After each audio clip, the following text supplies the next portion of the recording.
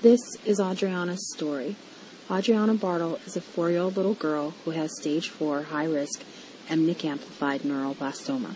At the age of 2.5, exactly 1 month before her 3rd birthday, she was taken to the doctor because she was not feeling good, had a runny nose and a bad cough, and her color was off and her stomach was bloated, and we were told that she had cancer. That's one of the worst things you will ever hear as a parent is, your child has cancer.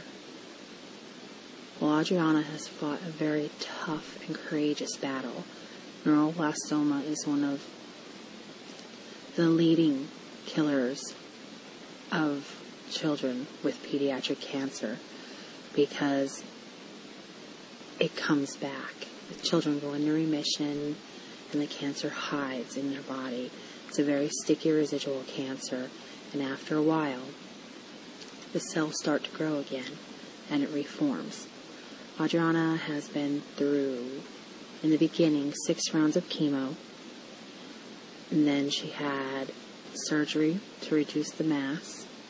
After her surgery, she was intubated for 6 days because her lung collapsed, so she was in the PICU for 6 days. Then she finally came home, and we went for a stem cell transplant. And she was actually, with neuroblastoma, they test them to see if they should have 1 stem cell transplant or 2, and Audrey was randomized for 2. So she ended up getting 2 stem cell transplants, which took about a total of 4 months total for recovery. And after the stem cell transplant, she then had 4 weeks of radiation. After her stem cell transplant, she was considered NED, no evidence of disease. So we went forward, we did the 4 weeks of radiation. After radiation, she had a month off, and then we went back and got tested because they have to get tested every 3 months with new scans. And they found another tumor in her liver. So then it was 6 more months of chemotherapy, and after that, she was once again NED, but she was NED with a but, because there is a spot on her wrist and still a spot on her liver that they are watching and they are worried about. So right now, they don't think it's cancer, but again, it's neuroblastoma. It's a very sticky cancer, and it could grow. So we are going back once again, in January of 2011 for new tests to see if the cancer is back or if she's still at no evidence of disease. With neuroblastoma, they will not say a child is in remission until after she has no evidence of disease for 6 years. People think that just because your child is NED, that she's not sick anymore, and that she doesn't have to get tested and that you don't have to worry, but that's not true.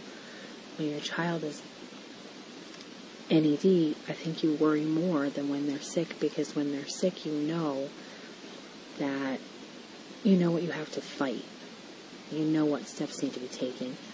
You know what you have to do, and you're worried. Believe me, you're worried every day that your child's going to stop breathing, or something bad is going to happen, or there's going to be another spot. But you know that it's coming when they look healthy, and they're happy, and they're running around, and they're playing with their siblings, and there's nothing wrong that you could see. And then you take them in for a scan, and they tell you the cancer is back. We found another lump. That's when it sucker punches you. That's when it's horrible, and that's when you have to take a deep breath and start doing this all over again. As a mom or dad, any parent that has a child that has cancer, you put yourself last, and you put one foot in front of the other, and you just try every second of every day not to break down and not to cry and not to lose it, because that's not what your child needs. Your child needs you to be strong, needs you to put on a happy face, but really inside you're dying. Because if you could take every ounce of their pain and take it away and make them not feel it, you would. I tell everybody that if you think you're having a bad day, you should go and sit in a pediatric oncology floor. Because these little kids are so resilient. It's not even funny. They are hooked up to tubes, and they're hooked up to IV poles, and they're running up and down the hallway, and they're pole racing. Or as Audrianna liked to do, she would sit on the bottom of the pole and she would pole surf up and down the hallway, or they would ride in their little buggies, because even though they're sick and they have one of the worst sicknesses in the world and they could die any second, they're still little kids and they're very resilient and they don't let it beat them. I am so glad today that my daughter is no evidence of disease, and I pray every second of every day that she stays that way. But realistically, in the back of my mind, I know that that could change today, tomorrow. Every day, 7 families are told your child has cancer. Every day, 46 children are diagnosed with pediatric cancer. Every year, 12,000 children die. And there is no funding. There is no research. 3% of the money from all cancer research goes to pediatric cancer. And yet, more kids die than adults. So why can't we get help?